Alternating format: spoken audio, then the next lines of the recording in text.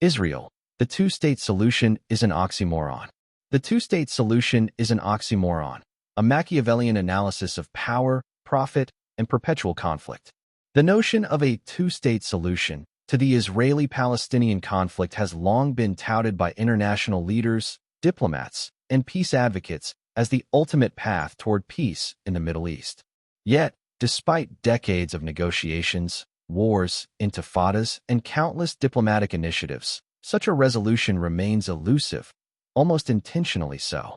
From a Machiavellian perspective, the two-state solution is fundamentally an oxymoron, a contradiction in terms engineered by powerful actors who profit from the ongoing conflict.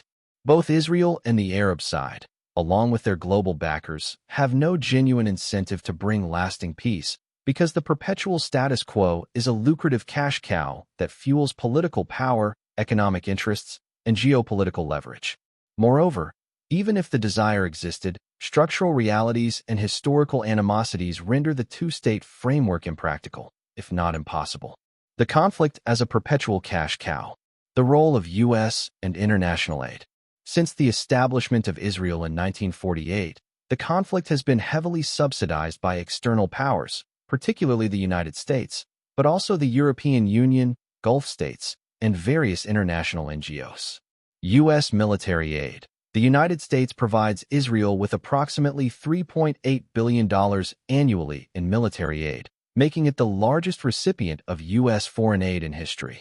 This funding supports cutting-edge weapons systems, missile defense, and security operations, effectively underwriting Israel's military dominance.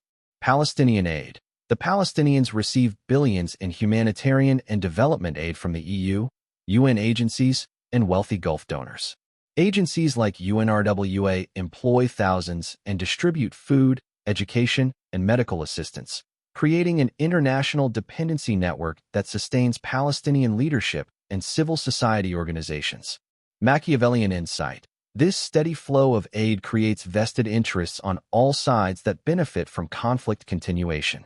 Israeli defense contractors, Palestinian bureaucracies, international peace NGOs, and donor countries themselves build careers and profits around the ongoing crisis. The war economy and aid economy intertwine, making peace, which would disrupt these financial streams, unappealing. Political power and the maintenance of the status quo. Israeli politics. Israeli governments, across the political spectrum, face pressures from powerful settler movements, military elites, and right-wing parties who reject territorial compromises. Maintaining a state of conflict justifies security measures, military spending, and political consolidation.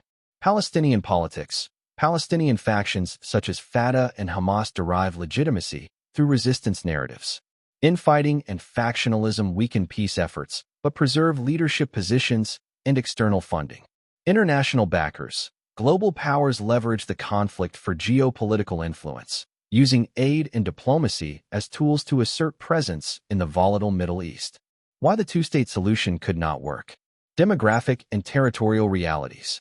Fragmented geography. The West Bank is fragmented by Israeli settlements, checkpoints, and the separation barrier, making the creation of a contiguous, viable Palestinian state geographically impossible without significant Israeli concessions that political actors refuse to make. Jerusalem. Both Israelis and Palestinians claim Jerusalem as their capital, with deep religious and nationalist significance.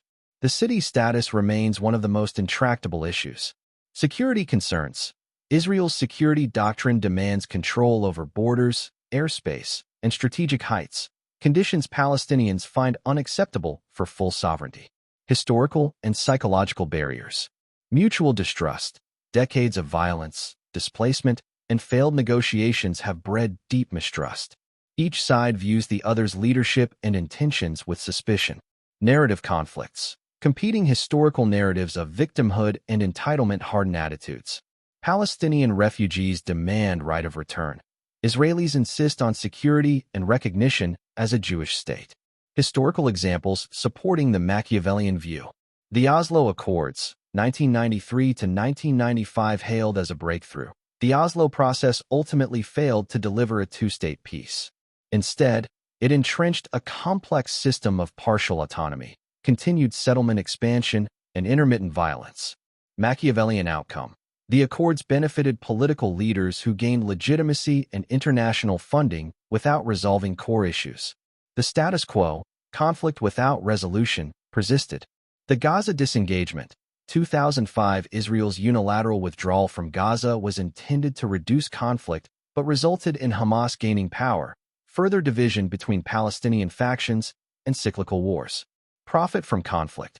The repeated wars in Gaza trigger fresh rounds of international aid and military spending, reinforcing the cycle. U.S. mediation and conditional aid.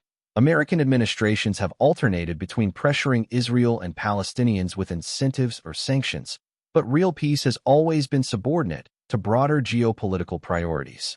Example: the Trump administration's deal of the century promised normalization between Israel and Arab states, but ignored the core Palestinian question, reflecting a preference for managing conflict rather than resolving it.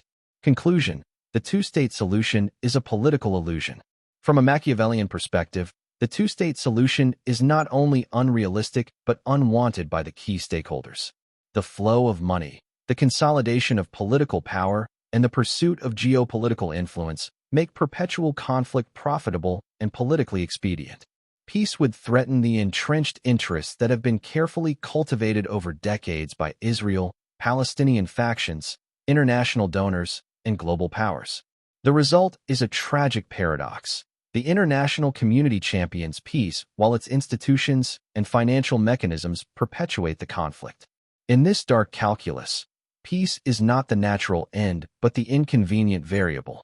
The two-state solution remains an oxymoron, an ideal that obscures a reality where war and tension are too profitable and too useful to allow true resolution.